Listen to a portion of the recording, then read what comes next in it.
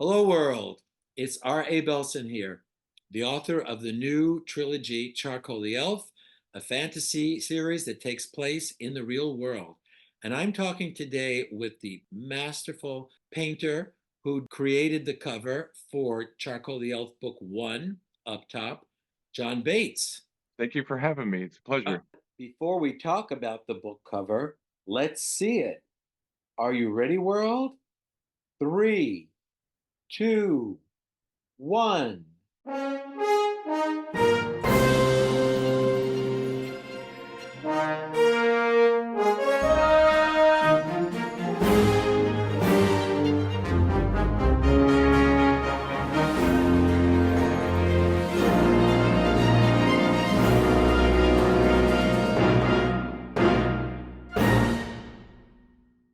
Let's talk a little bit about your process for creating a book one up tops cover. And as soon as I was finished reading the book, I started jotting down some information of not only keywords, but just sketches, just hand-drawn sketches, how this could go. We threw around some ideas, and then from there, I just began approaching the drawing table, basically, so to say, and just flowing some ideas. And then the old school method where you can redraw and redraw and redraw. On a computer program, you have a lot of leeway to fix these things in a timely manner Mhm. and more effectively, and where you can actually sample some of these new ideas that we just mentioned earlier, where you can explore outside of the bubble. And Having been involved in this process, I will say your bubbles got bigger and more multiple, and that was part of the excitement of creating the cover. You were willing to experiment, you were willing to try things, and you were also yes, very forthcoming about saying, "I don't think this works." What were your inspirations? I think some of my inspirations actually came from previous projects that I worked on in the past, as far as, let's say, different color palettes that I can use on this one, or different methods that I can use on this one. I would go back to my own personal catalog. Do you mind sharing with the world how long it took to produce this book cover? And I would say roughly about 2 months, mostly on the character of Charcoal. As the artist in me, I would love about 2 years worth Yeah. because things are never finished. Did you find the image of Charcoal himself difficult to come up with?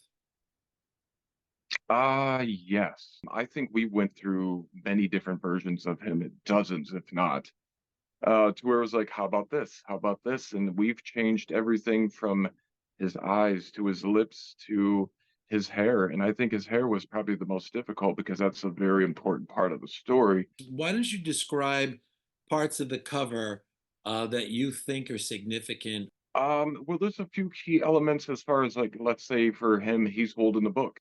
There's some other notable things that the readers will notice and go, why is this important now? But there's reasons why there's an icicle up there that's No, maybe a different no color. spoilers. No spoilers, No right? Yeah. spoilers. I'm not going to give spoilers. Go And there's ahead. The also a icicle. reason why there's a shipwreck in the back. You know, there's Right. there's things why there's on the front and back cover that are there for a reason. And it's up to the reader to get to that point and see why they are.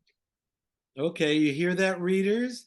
You're going to have to read the book to figure out why what's on the cover is on it. Yes, there's reasons why the cover is what it is, and that's the fun of it. And that was the fun of it, creating it is placement and what stays and what goes. And You brought pretty much all of the elements of the cover to me. You picked up in your own mind what you thought was significant and worthy of putting on the cover. And I agreed with you just about 100% because you picked up on all the elements in the book that propelled the story forward. there was times where I had to go back to the story and reread it. As simple as the color palette of setting the tone of calmness, but also being around what he's currently, where he lives. And we bounce back a lot of ideas back and forth daily to where it is today.